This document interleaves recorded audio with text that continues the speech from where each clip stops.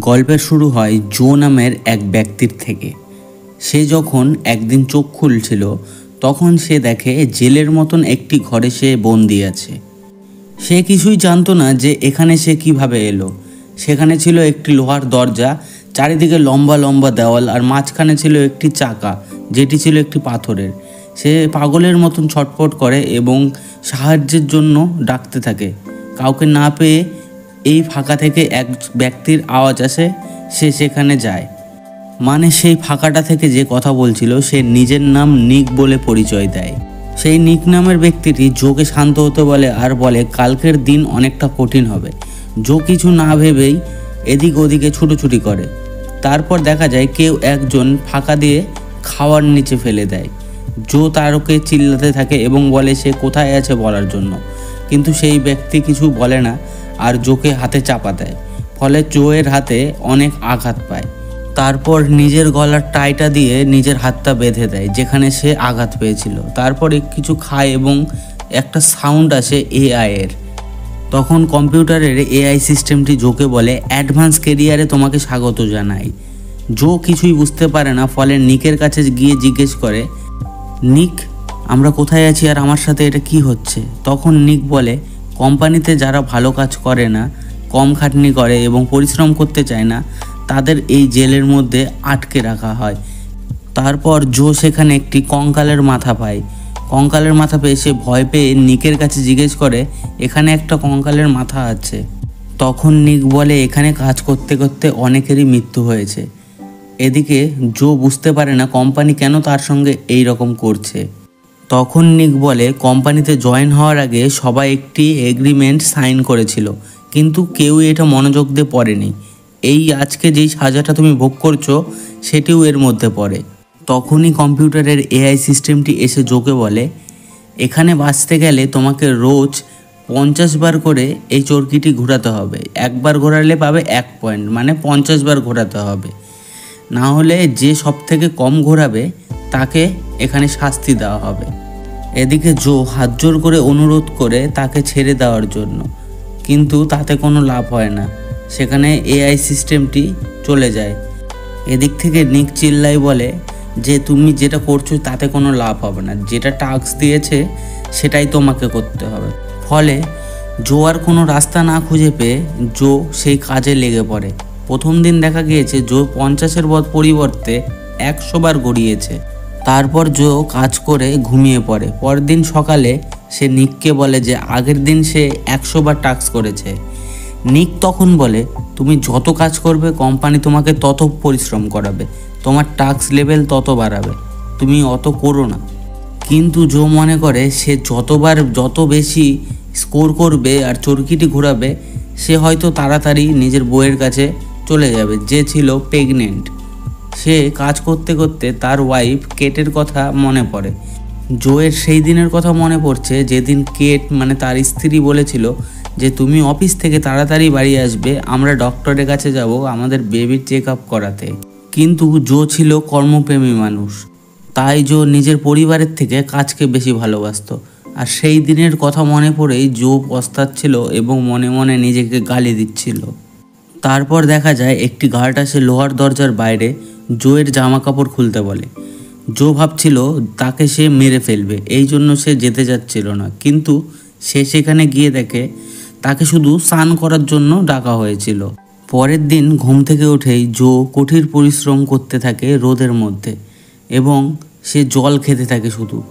কিন্তু জল শেষ হওয়ায় সে যখন জল চায় তখন নিক বলে তাদের এতটুকুই জল দেওয়া হয় যাতে তারা বেঁচে থাকে, তার থেকে অধিক জল এখানে দেওয়া হয় না। জলের আশাবাদ দিয়ে জো পরিশ্রম করতে থাকে এবং নিজের বউয়ের চিন্তায় মগ্ন হয়ে যায়। তার বউ তাকে বলে হসপিটালের বিল তাকে দিতে হবে। সে কাজ করতে করতে শুয়ে পড়ে। কাজ শেষে দেখা যায় সে 370 বার ঘুরে গেছে, মানে 370 পয়েন্ট হয়েছে। কাঠের নিচে সে একটি নাম দেখতে পারে, তখন অ্যালেক্স নাম। তখন জো নিকের কাছে শোনে অ্যালেক্সকে। তখন নিক বলে অ্যালেক্স হলো এখান থেকে জীবিত বেঁচে ফেরা এক মানুষ। সে আগের দিন যে 370 বার করেছিল তার জন্য কোম্পানি তাকে একটি পেন দেয় এবং পেন নিয়ে সে রাগারাগি করে যে এই পেনটা আমি কি করব। তারপর দেখা যায় কম্পিউটারের এআই সিস্টেমটি এসে বলে তোমাকে রোজ এখন 370 বার ঘুরতে হবে। তখন জো বলে এতবার আমি কি করে ঘুরবো? তখন কম্পিউটার বলে মানুষ চাইলে সব কিছু করতে পারে, কঠোর থেকে কঠোর পরিশ্রম করতে পারে, তাই তোমাকেও করতে হবে।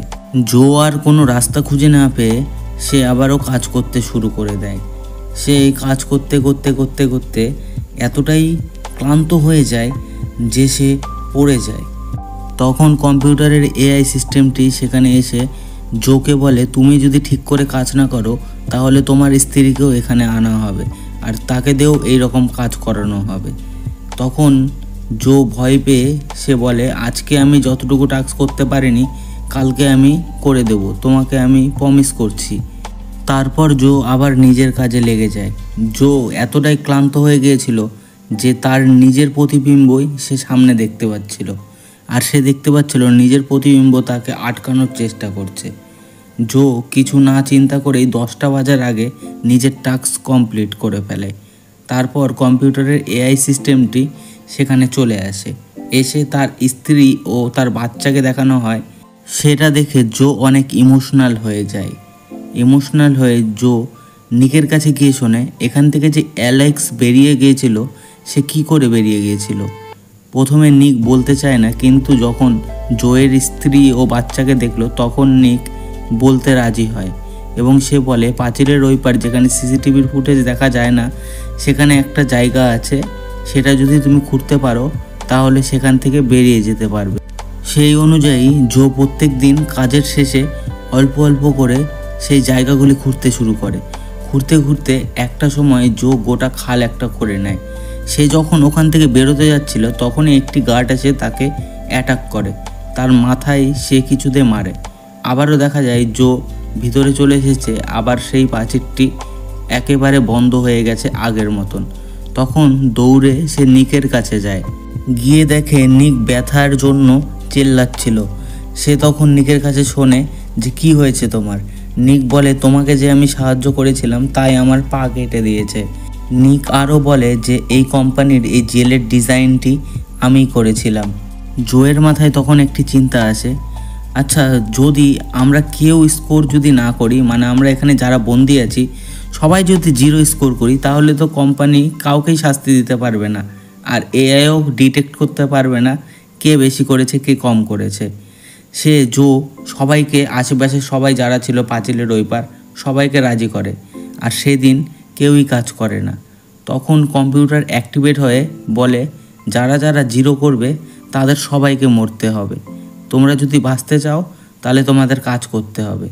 জো সেই কথা শুনে আবারও কাজে লেগে যায়, আর সে কোনো মতন একবার চরকিটা ঘোরাতে সক্ষম হয়।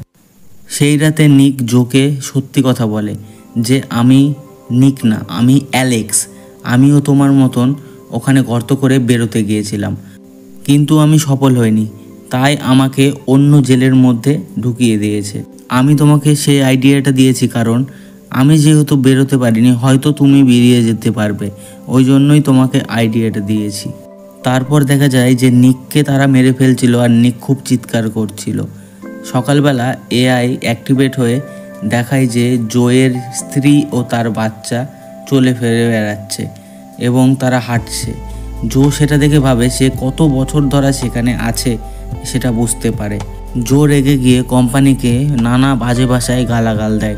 তখন এআই বলে তুমি কোম্পানিকে এত গালাগাল দিচ্ছ, তার জন্য তোমাকে ফাঁসির সাজা শোনানো হলো।